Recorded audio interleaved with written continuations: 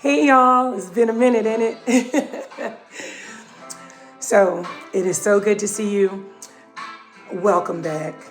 Oh my goodness, it has been such a long 2 weeks. Oh, glory to God. But welcome back to the Sound of Levite. You are not forgotten. This is session 15. And today we're going to be confronting this question that every worshiper, every Levite, every believer has to answer. We really do. We really have to do. Am I a help or am I a hindrance?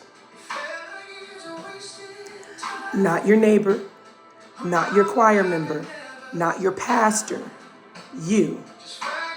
Am I a help or am I a hindrance? Because the truth is, every time we enter the house of God, we bring something with us, y'all. We bring something with us. And the question is, are you bringing an offering or are you bringing obstruction? Right? Are you bringing what is needed to enter the presence of God, an offering, right? Are you bringing distraction, ego, judgment, and jury, right? Are we bringing that?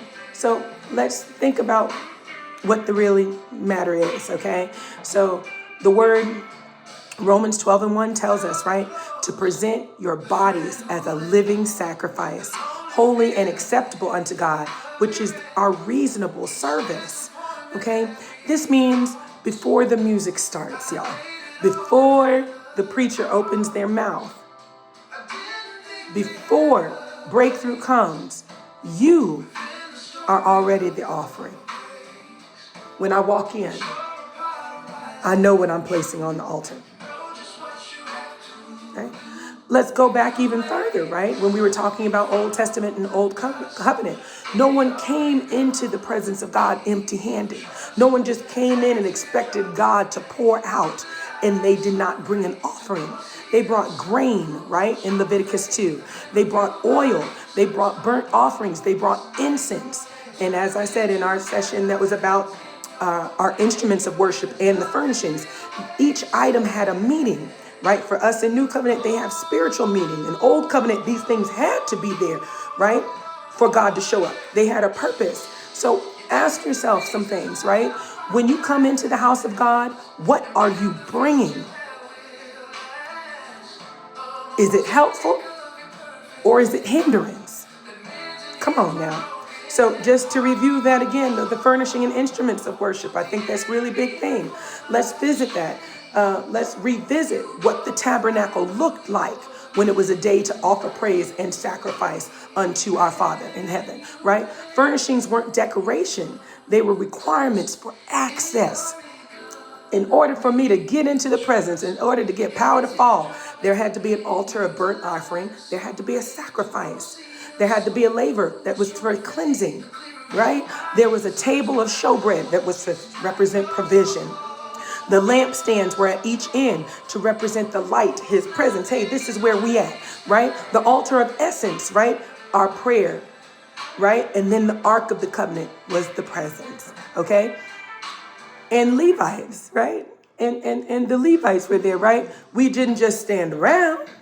They carried the presence of God. They prepared the altar. They guarded entry to the tabernacle, and they served the people.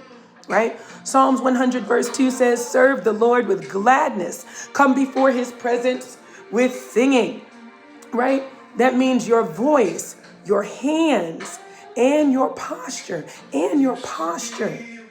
are your instruments of worship, are your furnishings, right? To prepare the altar. So let's consider these phrases.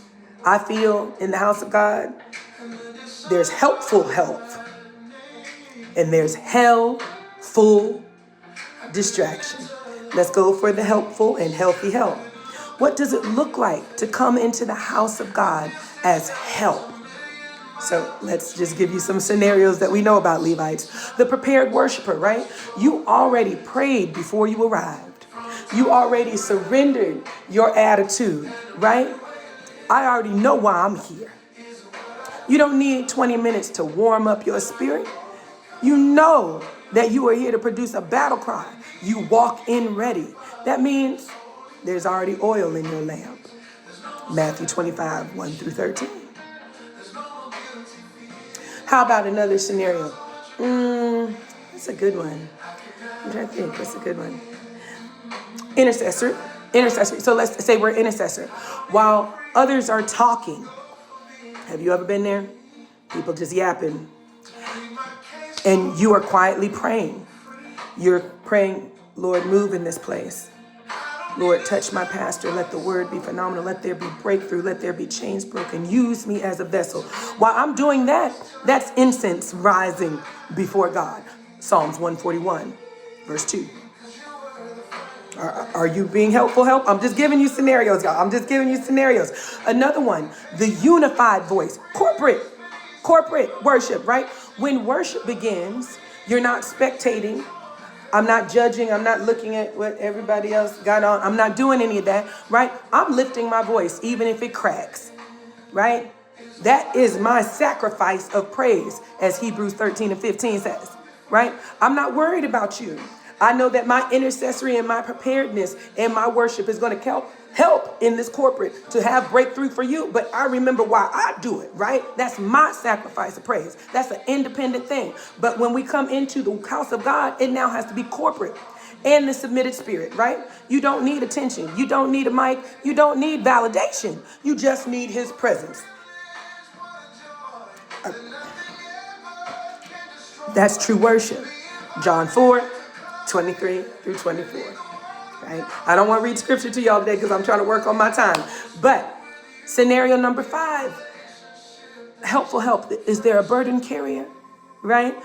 That means there's somebody to discern the heaviness in the room. Watchman, gatekeeper.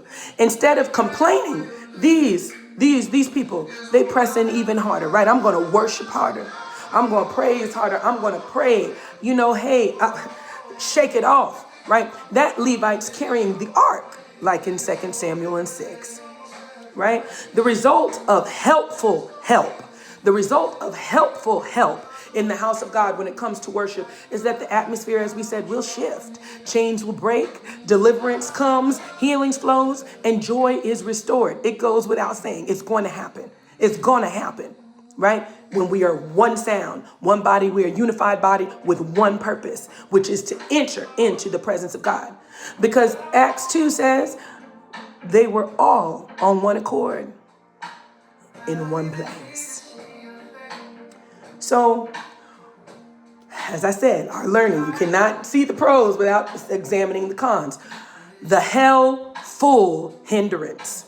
HELLFULL, hindrance, the hell-full hindrance. We got to go there because not everybody comes into the house of God to help. They either come in to receive the help, you understand, right? But some come with hellful, full of distraction, division, and disruption. I'm there to be judge and jury, right? Yeah. So let's go through some of these scenarios. The spectator spirit. You sit, you watch, you critique. Oh, they off key. Oh, they doing too much. Oh, I don't like that song, right? That's not discernment. That's judgment. Are you doing anything to lend to the corporate worship? Matthew 7:1 says, judge not that ye be not judged. I think that's very simple there, right? Other scenarios of helpful hindrance is the gossip carrier, right? Instead of bringing oil for your lamp, right? You bring conversations about people instead. Whisperers, the side eyes, the unnecessary and unneeded commentary. Because when we think about it, is that commentary going to have God show up any sooner?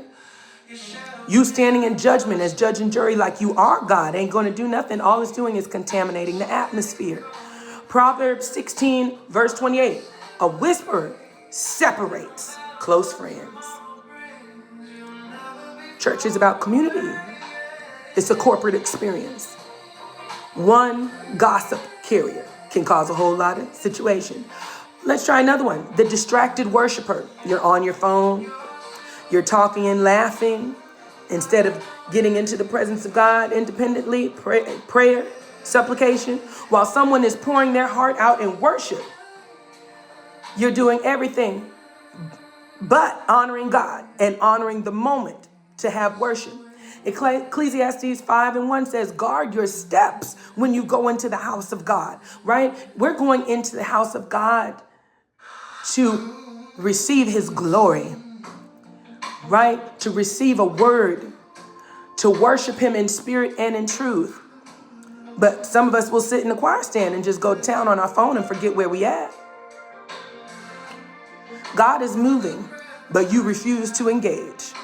Arms are folded, hearts are closed, right? You're blocking your own breakthrough. Are y'all getting it? You're blocking your own breakthrough. Jesus. Let's try it. The performance critic. Come on. All right. And I can say this as a music educator. You analyze everything like it's a show. Oh, they should have sang that differently. Oh, they shouted too long over there. They didn't pray right. You know, why are we still having a praise break? Isn't this over sometime soon? What's going on? Meanwhile, yo, God is asking, where is your offering? You just sitting back here being a critic. I'm watching everything. Yeah, I'm watching. No. Yeah, hallelujah.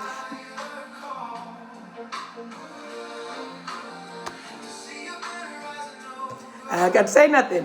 What about pride? What about pride? You know, when you enter in the house of God with a prideful presence, you think you know more. You feel above correction. Then I'm sorry, why do you come to church? Levites, I'm just being real, right?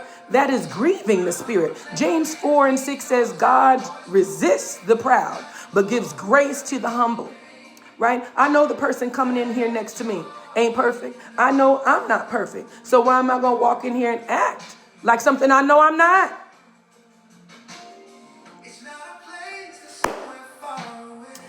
Helpful hindrance, right? Makes the atmosphere heavy. Worship feels blocked. Unity is broken. People leave unchanged, and the move of God is delayed, right? Because helpful hindrance, these are spirits, right? These are spirits.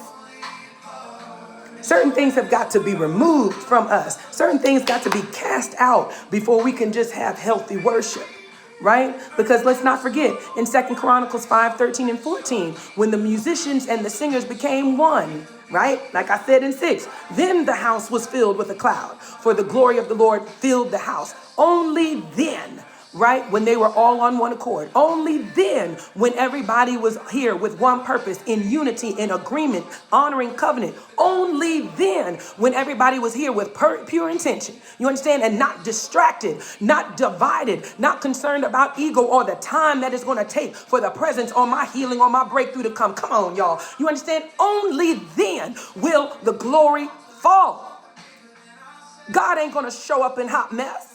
He ain't going to show up in helpful hindrance, right? So, how do we eradicate it? How do we remove the hindrance and let it only be healthy, helpful worship?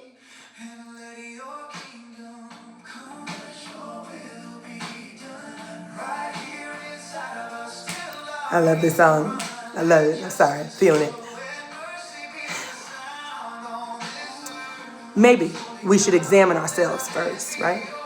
2 Corinthians 13:5 says, examine yourselves.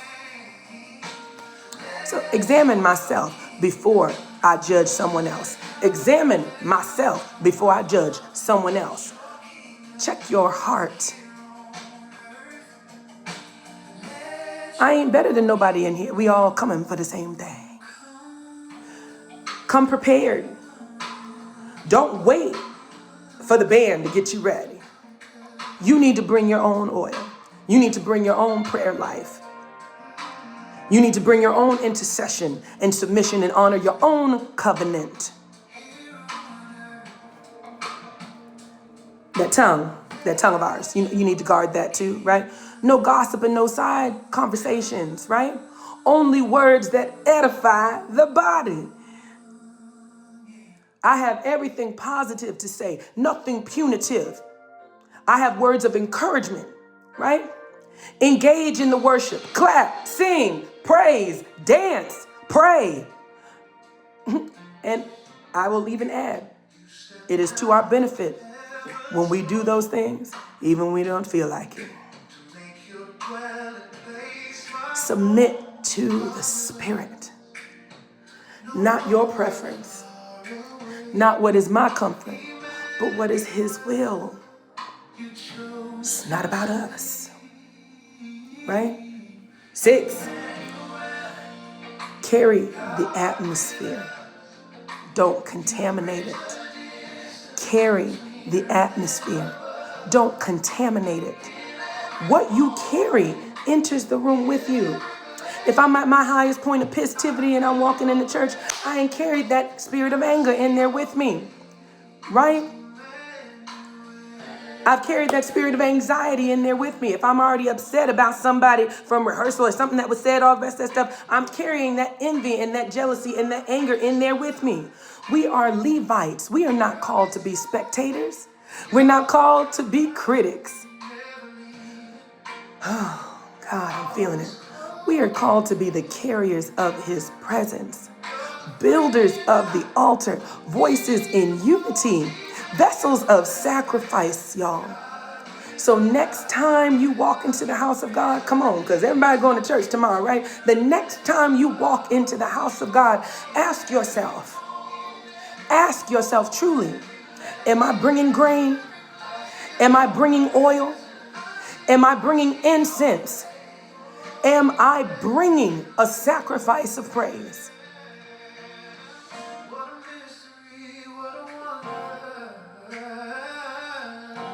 Are you bringing distraction, division, judgment, pride, ego?